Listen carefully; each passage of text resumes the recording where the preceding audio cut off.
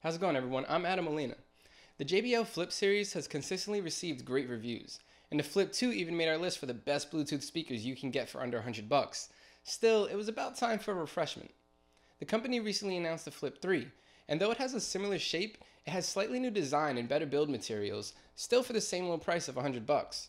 Is there a new king in town, or should JBL not have tried to fix what wasn't broken? Here's a hint.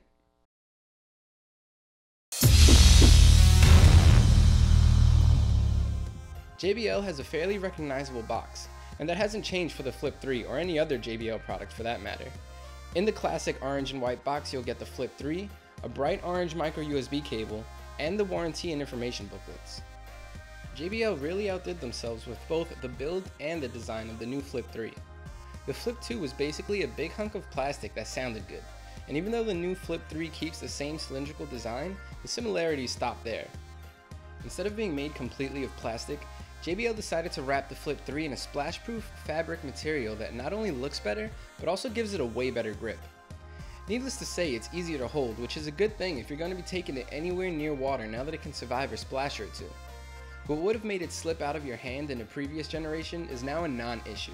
To drill home the point that the Flip 3 is more portable than ever, it also has a string attached to it, so you can hang it in your bathroom or from your backpack on a hike or wherever. The button placement has also changed. Where the Flip 2 had all of its buttons on top, or the side depending on how you orient it, the Flip 3 has them embedded in the fabric of the speaker and also on the hard plastic portion on the back. The Bluetooth pairing button, volume controls, and call answers / end button are all found along the side of the speaker, blending into the fabric. Along the spine is the power button and the new JBL Connect button, which allows you to connect multiple JBL speakers together. Under that are 5 small LED lights that let you know how much juice you have left. And further down, you'll find the aux input and micro USB charging port hidden under a sealed flap. So since the buttons are all there, what did JBL do to the two ends? They made them into dual passive external radiators, of course. It definitely adds to the clarity of the low end, and if nothing else, they're really fun to look at. We're checking out the Flip 3 in black here, but it's also available in 7 other colors. Using Bluetooth 4.1, the Flip 3 has a range of about 30 feet, and in all honesty, we got way past that. I was able to get to about 50 feet before any serious sputtering began to interrupt playback. The onboard controls work flawlessly, and people couldn't even tell that I was talking to them via the microphone built into the speaker instead of on my actual phone.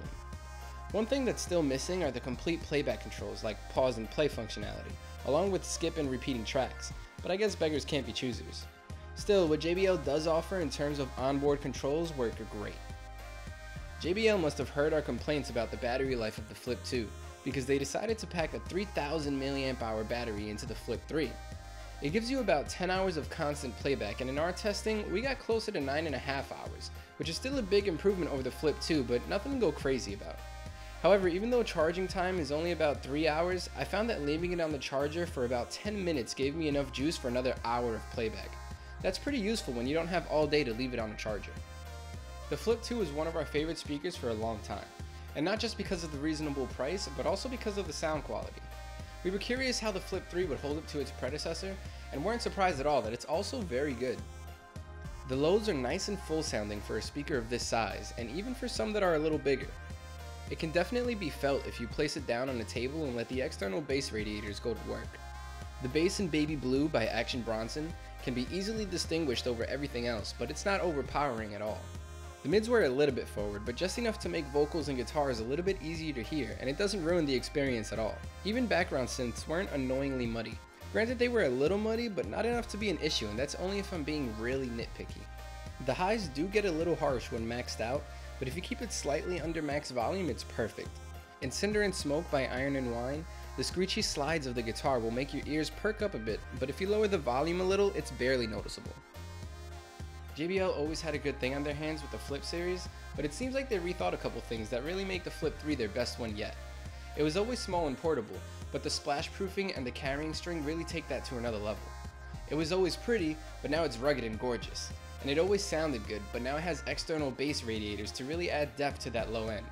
Basically, it's a better Flip in every way, and since the Flip 2 is one of the best speakers you can get for the price, it's only right that the Flip 3 takes that crown. We're giving the Flip 3 a 9 out of 10. Well, that concludes our review of the JBL Flip 3.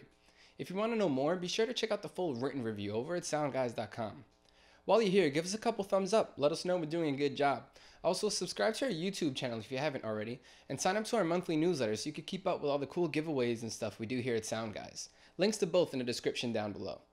I'm Adam Molina. I'll see you later.